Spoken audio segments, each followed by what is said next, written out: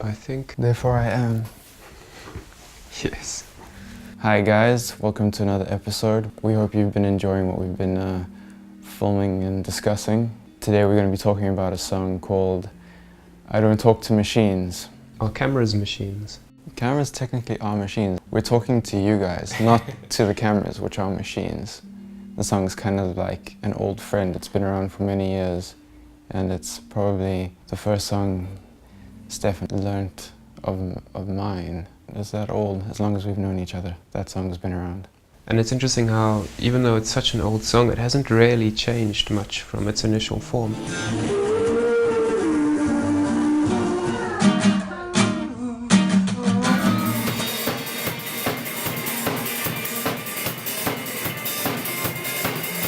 The song stayed true to itself and to the message. The words are quite vindictive, I think. A little bit of anger towards the situation, and I think in the music there's also like a grit, like an edge to it as well, which is probably why it's so fun to play. Yeah, it was also about being frustrated and an unhealthy kind of stuckness, which is never a good thing. So the song is about wanting to be free, not really knowing how. On one hand, not wanting to let go because of the fear of losing something, but like knowing the benefit of the release if you just let go of what's bad for you. The musical structure of the song is aligned with that. It's like tight and aggressive and just not willing to let go, and at the end is just this big release. Music for me is actually also very cathartic, so Yeah. helping me move on. Music is probably one of the big reasons why like I'm still around and still happy and living a relatively good life today. At the time you wrote the song and at the time we started, playing it together, I think I was very much into the band Block Party. In their early albums, like Silent Alarm, it was always very, very crisp. North to south. A lot of 16th notes playing on the hi-hat, and I really liked that at the time. Because it actually is quite easy to play that kind of stuff on drums, funny enough. The fast stuff is usually the easiest stuff to play, because the song is very driven, and it needs that momentum. Because the song is quite an oldie for us and newbie for you, we've actually recorded it on several occasions with different people. Yeah, first we recorded it with a friend from school. That was quite exciting actually, because we were still very young and it was like, oh cool, we're recording, Yeah. It's probably the first proper recording experience that we went through. It was intimidating because the setting was like on a stage. We didn't multi-track it, we played it together. It was a live demo of the song. So we went into a studio space. We were invited to record. The song was very kindly offered to us because studio time is very expensive. I think what happens sometimes is you have an idea of the sound of the song or the feeling of the song, or the song has its own personality. And when you go into a space with other people recording you, it kind of like leaves their fingerprints on the song, and it loses the clarity or the vision like that we had for the song. So we thought we would just do it ourselves again. It's never finished.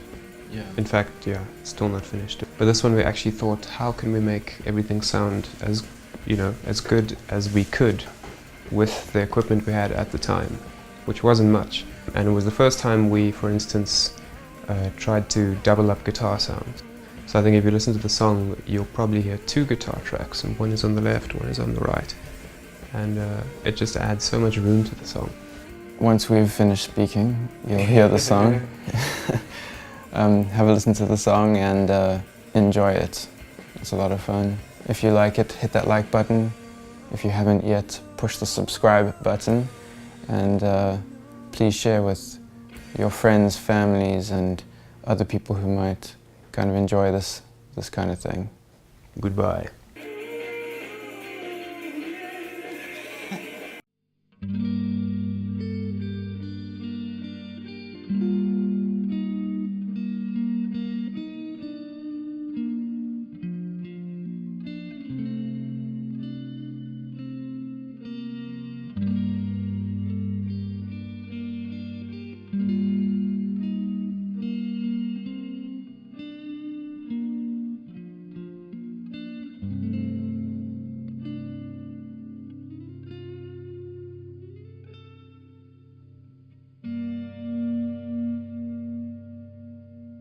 treat me like a dog and you give me good reason to bite you.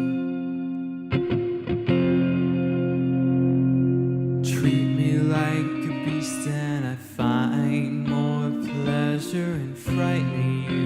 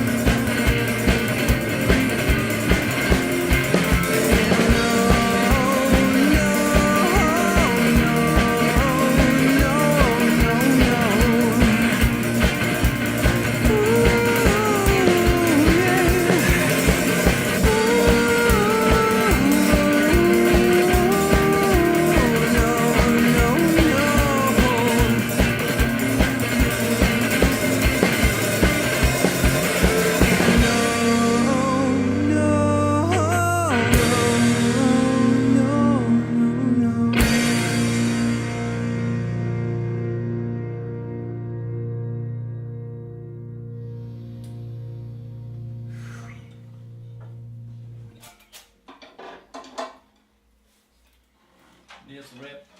Cool.